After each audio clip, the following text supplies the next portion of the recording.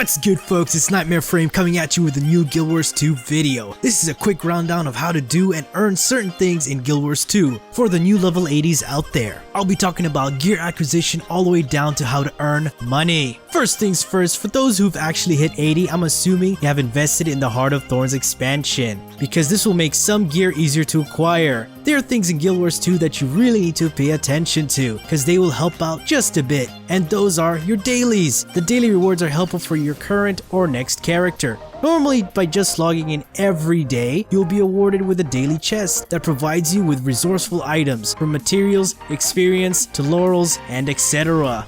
Once you've accepted your rewards, you'll be prompted with a list of daily tasks. These will reward you even further upon completing them, with crafting materials to writs of experience, and if lucky, a tome of knowledge. Don't use or toss these writs just yet, because when you gather 20, take them to Miani and exchange it with a tome of knowledge. These tomes allow you to gain one whole level. Of course, use when you're under 80, which makes leveling easier for your next character. These tomes can be earned in dailies, PvP, World vs World reward tracks, and fractals. And when finishing all those daily tasks, you also get 2 gold. Moving on to the fun stuff. So you're a new player who just hit 80 and now is looking to gear up. There are several ways and places to do this. With every level you gain, you will get a survey with nifty rewards like weapons and armor and such. Well, these are just to get you started. The slowest but definite way to gear up is to do dungeons. When you complete a dungeon, you'll be rewarded with XP and dungeon tokens. You use these tokens to buy exotic gear. Each dungeon is limited to specific stats. But to be honest, it's best to save your tokens to get the weapons instead of the armor, because there are other places to get the armor which do not require such intense farming. The easiest way to get a full set of exotic armor is karma.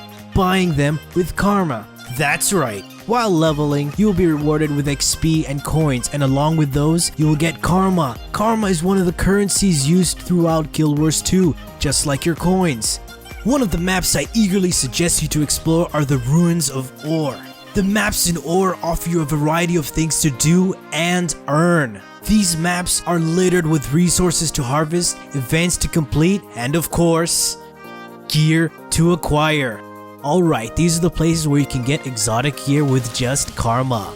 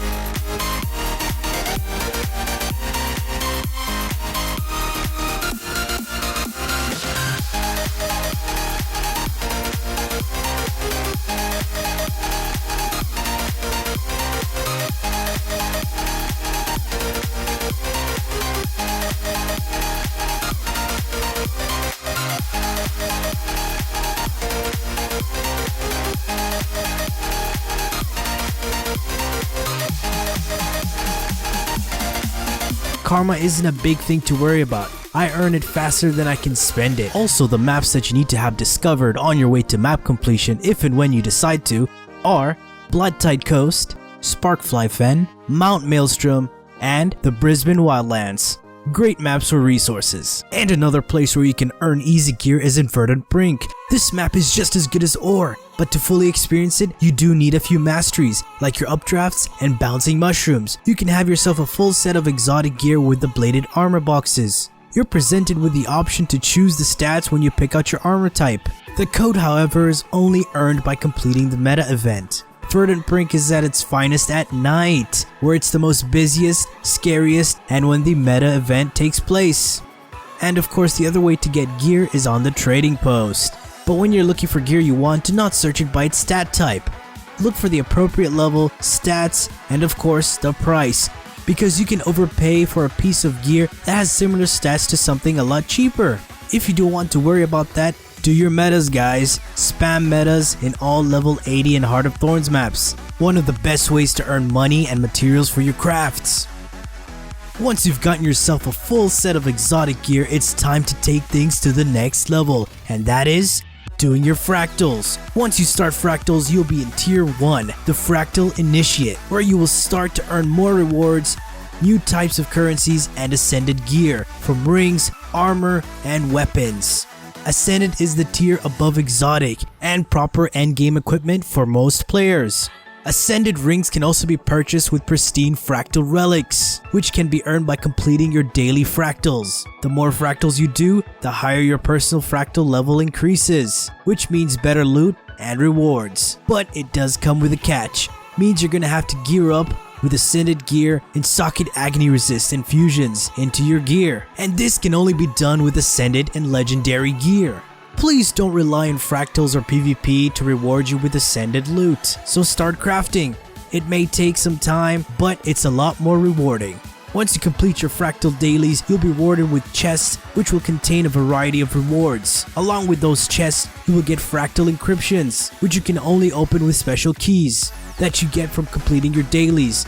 Or if you have a certain currency, you can purchase these keys to open your boxes. They will give several random junk items which can be sold to a merchant for a decent sum of money.